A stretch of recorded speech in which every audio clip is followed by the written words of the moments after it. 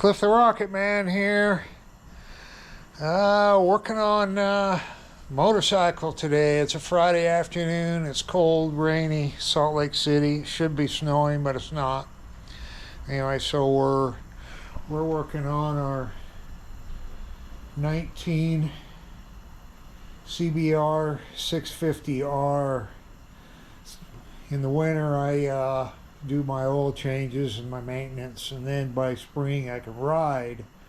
So anyway, looking at the maintenance schedule for this, and I went and bought the service manual plus the owner's manual. A lot of the information's in the owner's manual, so you don't have to go buy a service manual. It has come in handy with some wiring on it, and when I put some exhaust on it, that helped me out a little bit with that, with Torx.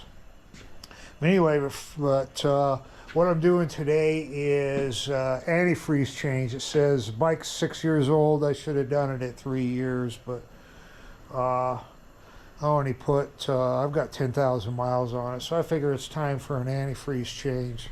So first thing you have to do is pull. Mine has the fairings on us. Pull the fairings off, and just a little hint: buy some of these little plastic clips. I pulled the fairings off a couple times, and I end up breaking the clips every time not all of them, but every time I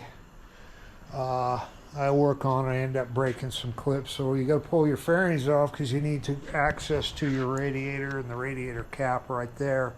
One thing I had to do to also get access is unplug this harness right here and remove the right hand intake tube and this upper piece of fairing. Here's the intake tube. Now if you got a naked bike, I don't know if you have to do that. On mine you do, otherwise you cannot get to that. So you get access to that, pull your cap off, and then down here is your drain. Let me get a light over here so you can see the drain bolt.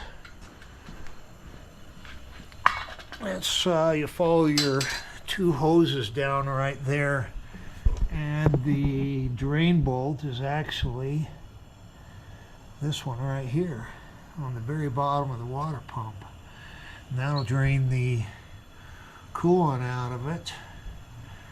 I drained about a half a gallon out of it, and I didn't do it. I've already done it because I've never done it before on this particular bike, so it's a little bit, I was pretty klutzy at it. I didn't want to, it took me a while to figure out a couple things on it, so it's changed and it's warmed up and put back together and refilled. Now if you want to drain the radiator only, just use that plug right there. That plug will drain the radiator, but if I'm going to do it, I'm going to drain it all out. Like I say, it's every 3 years according to Honda, and it's been 6. So anyway, there's a plug to do the radiator and the plug to drain the block. Now, the trickiest part, after you get it drained, get your cap off. Mine like to never come off. It was seized up on there. Apparently I need to, it was definitely due, at least get the cap off. Now when you get it all drained out, get your plug back in there, down there, put it, and you're ready to fill it back up. The manual covers it, but it doesn't really tell you the location of this bleed, which is actually just right below, or right above the right air intake tube. What you do is you take this clamp loose and pull this plug out, and that bleeds the air out of the cooling system. My problem was I filled the radiator up, not reading the manual ahead of time, and started it up, but you know, I only got a quart in it, so I know that the engine didn't fill up. So it took me a little while to actually find this drain tube. Now the coolant overflow jar is actually right down here. The service manual says pull the hose off, but I didn't find that very convenient at all. It's very difficult to get to with the exhaust on it, so I just sucked it out with a siphon and just filled that back up. It's got a upper and lower level there, so that's pretty self-explanatory there. So what I did is back to the filling up the engine, pull that plug out. It drew out some air, or bled out some air out of the tube, and I was able to fill it up and start it and let it warm up for a little bit. And all I did was just ran it until the radiator got warm, and then I just shut it off and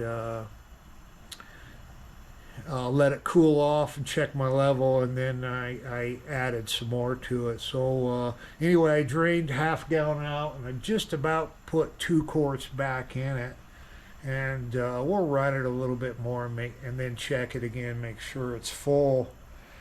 And that is pretty much it for a coolant change. I'm going to do the oil here next, but I need to get ready for that. Hey, just have fun with your bike. Like I do. I've had more fun riding this thing. I'm not a wild man on it by any means, but I do get with some guys, and we have a lot of fun riding. So anyway, that's about all on a coolant change on a 19 CBR 650R. So Cliff out.